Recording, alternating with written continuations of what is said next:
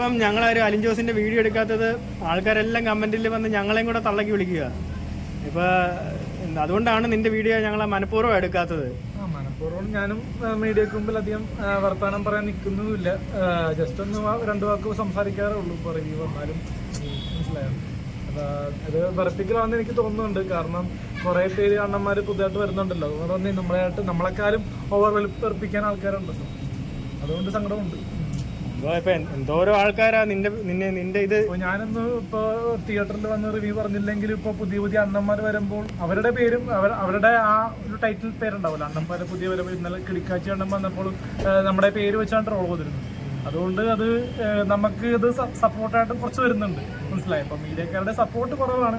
ഒന്ന് രണ്ട് മീഡിയക്കാർ എടുക്കുന്നുണ്ട്. അതിൽ വിഷമമുണ്ട്, സങ്കടമുണ്ട്.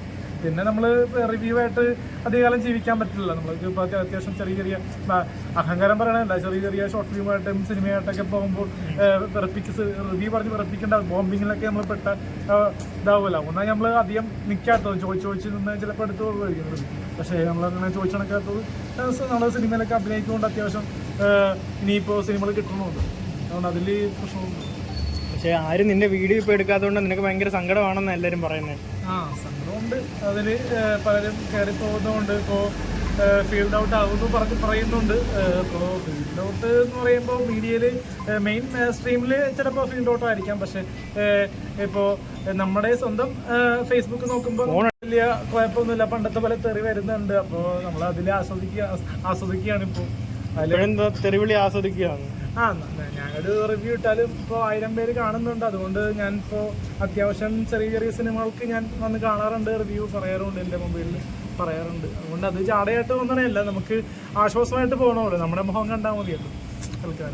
ഈ റിവ്യൂവിൽ നീ ഈ ഡാൻസും മറ്റേ പാട്ടും പരിപാടിയൊക്കെ ആയിട്ട് വന്നത്, അതൊക്കെ നിന്റെ പ്ലാനിങ് അല്ലായിരുന്നോ വൈറലാവാൻ വേണ്ടി? സെർട്ടൺലി അതെൻ്റെ പ്ലാനിങ് ആയിരുന്നല്ലോ. അത് ഞാൻ പരമാവധി ചെയ്യുന്നതുകൊണ്ടാണല്ലോ ഇപ്പോൾ തിയേറ്ററിൻ്റെ ഭാഗത്തു നിന്നാണെങ്കിലും എല്ലാവരും പലവിധം നമ്മളെ കാണുമ്പോൾ ദേഷ്യപ്പെടുന്നതും ഇറക്കി വിടുന്നതും കാണുന്നത്.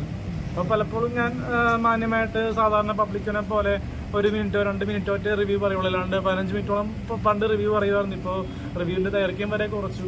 അത് കാരണം നമുക്കിപ്പോൾ ഇങ്ങനെ വെപ്രാളം വിളിച്ച് പറയേണ്ട ആവശ്യമില്ല. അത് അഹങ്കാരം കൊണ്ട് പറയണതല്ല. ഇനി കോമാളിത്തരം കാണിക്കേണ്ട ആവശ്യമില്ല. അല്ലാണ്ട് ഇപ്പോൾ തരക്കടിയില്ലാണ്ട് പൈസ ഷോർട്ട് ഫിലിമിലൂടെയൊക്കെ കിട്ടുന്നുണ്ട്. അതുകൊണ്ട് തന്നെ സിനിമയിലൂടെയും കിട്ടുന്നുണ്ട്. അതുകൊണ്ട് അപ്പോൾ സിനിമക്കാരെയും വെറുപ്പിക്കേണ്ട ആവശ്യമില്ല. പലരും ഇപ്പോൾ അശ്വിൻ ഗോക്കിൻ്റെ പേരൊക്കെ പല റിവ്യൂ ബോബിങ്ങിനൊക്കെ പറയണമെങ്കിലും ഇപ്പോൾ എൻ്റെ പേരും പല രീതിയിലും പറയുന്നുണ്ടെങ്കിലും കുഴപ്പമില്ലാത്ത രീതിയിലാണ് പറഞ്ഞത്. ഒന്നാൾ ടർബോൻ്റെ റിവ്യൂ ബോബിങ്ങിൻ്റെ വിഷയം വന്നപ്പോൾ നമ്മുടെ ഒരു സിനിമാ കൂട്ടുകാരുണ്ടല്ലോ, നമ്മുടെ പുള്ളിൻ്റെ പേര് പ്രേമത്തിലെ ആക്ടർ ഉണ്ടല്ലോ, ശബരീഷ്. പുള്ളി വരെ നമ്മുടെ പേര് എടുത്ത് നോർമലി പറഞ്ഞതാണ്. ആറട്ടണ്ണനും ഉണ്ണി ബ്ലോഗും അശ്വിൻ ബ്ലോക്കിൻ്റെ അലിൻ ജോസ് പേര് റിവ്യൂ കൊണ്ട് സിനിമയ്ക്ക് ബാധിക്കുന്നില്ല. അവർക്ക് സ്വാതന്ത്ര്യമുണ്ട് പറയാം. പക്ഷേ നമ്മൾ സിനിമയെ തൃപ്തിപ്പെടുത്തി പറയാറില്ല. പിന്നെ ഡാൻസും പാട്ടും ഒക്കെ കുറച്ച് ഓവറാകുന്നതുകൊണ്ടാണ് ഞാൻ പലപ്പോഴും അത് നിർത്തണമെന്ന് തോന്നിയോണ്ടാണ് നമ്മൾ തോന്നുന്നത്. നീ അങ്ങനെ ഒരു പരിപാടി തുടക്കം ഇട്ട് വൈറലാവാൻ വേണ്ടി ഡാൻസും പാട്ടും തുടങ്ങി ഇപ്പോൾ എല്ലാ ആഴ്ചയും ഇപ്പോൾ ഓരോ ആൾക്കാർ വന്നുകൊണ്ടിരിക്കുക. നമ്മളൊരു ഡാൻസും പാട്ടും വേണമെങ്കിൽ ഇനിയും കളിച്ചാൽ ആൾക്കാർ ചിലപ്പോൾ ഷൂട്ട് ചെയ്യും. അത് താല്പര്യമില്ല. അതുകൊണ്ടാണ്. പക്ഷെ നീ കാരണം ഇപ്പൊ ഓരോ ആഴ്ച ഓരോ ആൾക്കാരെ വന്നോണ്ടിരിക്കുന്നേ. എനിക്ക് അതിനെപ്പറ്റി പറയാനുള്ളത്, ദേവി ഇത് അങ്ങനത്തെ കോമാളിത്തരം ഷൂട്ട് ചെയ്യാണ്ടിരിക്കുക. ഇനിയും അങ്ങനത്തെ ആൾക്കാരെ വളർത്തിക്കൊണ്ട് യാതൊരു പ്രയോജനവും എനിക്ക് തോന്നുന്നുണ്ട്. ഈ കോമാളിത്തരം കാണിച്ച് വരുന്നവരോടോ എന്താ പറയാനുള്ളത്? വരുന്നവരോട് ഞാൻ പറയാനുള്ളത്, സിനിമ ആഗ്രഹിക്കുന്നവർ സിനിമ ഡയറക്ടേഴ്സിന്റെ ഒക്കെ പൂജകൾക്കോ പിന്നെ ഓഡിയോ ലോഞ്ച് പോലത്തെ പരിപാടികൾക്ക് പോയിട്ട് അവരെ കണ്ട് അവർ സംസാരിച്ച് ചാൻസ് കഴിക്കുക. അല്ലാണ്ട് ഇപ്പോൾ ഓഡീഷൻ വഴി പലർക്കും കിട്ടുന്നില്ലെന്ന് പലരും ഇന്റർവ്യൂവിൽ പറയുന്നുണ്ടല്ലോ. ഓഡീഷൻ വഴി പോയിട്ട് നാണം കെട്ട് പോകുന്നുണ്ട്. അപ്പോൾ സിനിമയിൽ എത്താൻ ശ്രമിക്കുന്നവർ ഷോർട്ട് ഫിലിം ചെയ്യുക. സ്വന്തമായിട്ട് ഷോർട്ട് ഫിലിം ചെയ്ത് അത് കണ്ട് വൈറലായി കഴിഞ്ഞാൽ സിനിമയിലേക്ക് നല്ല വർക്കാണെങ്കിൽ വിളിക്കും. ഇപ്പം എനിക്കും പല ഓഫറുകൾ വരുന്നത് ഷോർട്ട് ഫിലിമിലൂടെയാണ്. അല്ലാതെ കോമാളിത്തരം കാണിച്ച് വൈറലായിട്ടൊന്നും ഒരു കാര്യമില്ല. ഭയങ്കരമായിട്ട് വൈറലാകുമ്പോൾ 1-2 ആൾക്കാർ അക്സെപ്റ്റ് ചെയ്യും. അവര് പിന്നെ വളരുന്നത് ഓരോരോ പുതുമ സംവിധായകരുടെ കഴിവാണ്. മനസ്സിലായത്. ഇപ്പോൾ പലരും കമന്റ് ബോക്സിൽ പറഞ്ഞിരുന്നു, ഒന്ന് റിവ്യൂ പറഞ്ഞ് വൈറലായി ആർക്കും സിനിമയെ കയറാമെന്ന് പറഞ്ഞു. അത് മണ്ടത്തരമാണ്. കാരണം ഇപ്പോൾ കുറേ പേരുണ്ട്. ഇപ്പോൾ ആറട്ടുണ്ട്, ഞാനും ഇപ്പോൾ അത്യാവശ്യം സിനിമയിൽ അഭിനയിക്കുന്നുണ്ട്. അത് വേറെ കാര്യം. അത് സോഷ്യൽ മീഡിയയുടെ ഒരു കഴിവും അവരുടെ സപ്പോർട്ടും കൊണ്ടാണ്.